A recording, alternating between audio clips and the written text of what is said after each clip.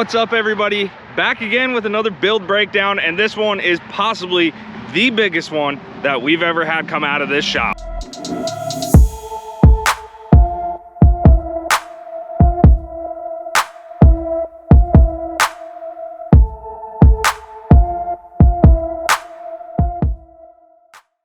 So here's the deal. We got a 22 F-450 Limited. This thing has all the bells and whistles. Every option you could possibly have is on this 450.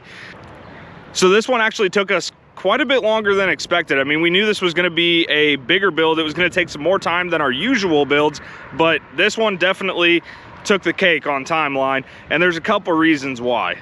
So number one reason why this thing took so much longer than usual is because we went with a Stryker 12-inch lift, which if you don't know anything about the Stryker lifts, these are a intense lift kit. They're definitely more of a show quality lift kit. I mean, they would perform a little bit off-road, but for the most part, this is a show lift kit. Everything is powder coated, gloss black, but we decided just to keep it with the way that they had with the black and milling, especially because we have some of the polished accents on here.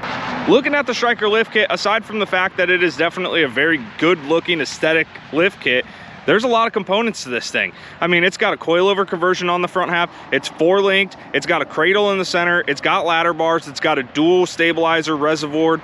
I mean, it is one of those that it is definitely on the upper end as far as how many components and the quality of components that are coming out of this lift kit. But with that comes a hefty price tag. The price tag on one of these lift kits is dang near close to 20 grand. Just for the parts. That doesn't even include the labor. So what we ran into on that is the drive shaft length was just not enough. We had one that was too short, and then we had one that was too long. So we ended up having to do a transfer case indexing kit to be able to get that drive shaft in the proper position so that we wouldn't have any vibration driving down the road. Because honestly, as big as this truck is, it drives phenomenal. Moving on to wheels and tires, we decided to go with a set of American Force Liberties. These are 26 by 14s on the front and 26 by 8 1/4s on the rear. Obviously, because they're duals, a little bit narrower in the rear. But the 14s on the front stick out perfectly for the height of this thing. Now for the tires, we decided to go with Open Country MTs from Toyo. Now this is one of the very few options that you're gonna find in a 42 1550 26. But you might be asking, Marty, how'd you fit 15.5 wide tires on 8 1/4 wheels in the rear? Very carefully, I may add, very carefully. Here's the downfall with that. Add a set of 26s and a set of 42-inch tall tires, it becomes a deload range tire. There is no E-load range, there is no F-load range. It's a deload range tire. So towing capacity of this truck is not great now, but this truck is honestly not gonna see any towing. This is a show truck. The other thing you might be asking is, how did you fit two 1550 wide tires on the rear? When you get these American Force Big Rig dually wheels, you actually have to run an adapter on the rear. That adapter is going to take it from the factory bolt pattern to the 10 by 285 and 3/4, and that's going to allow you to run their Big Rig set. The downfall is when you're running that wide of a tire on that dually set, you have to run an additional spacer in between the wheels, in addition to the 1/2-inch spacers that they send you with the wheels.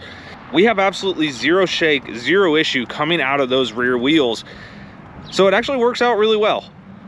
Now, in order to get up inside this monster, you had to put a set of steps on there, and Amp Research is really the only option in their XL version, and that is still a big step to get inside that truck. Now, the factory bumpers just weren't cutting it anymore, so we decided we were gonna add a set of Road Armor Identity Series front and rear bumpers. The nice thing with these is they are powder coated black, but then they've got all these brushed accents on them, like you can see here, and those brushed accents tie in perfectly with all the limited accents on this truck. And then inside the bumper, we obviously had to add some lights, and there is a ton of them on this one. All the lighting is from Rigid. We've got the E series, the D series, the SR series, but you've got 3 pods up front, you've got 2 30-inch light bars, single 20-inch light bar, and then on the rear we've got a 4-inch light bar and a 6-inch light bar. crazy amount of light on this thing. So that is everything on this F450. This was an awesome build. I'm super pumped with how this came out. The customer's picking it up later today after a long time without the truck, it feels like.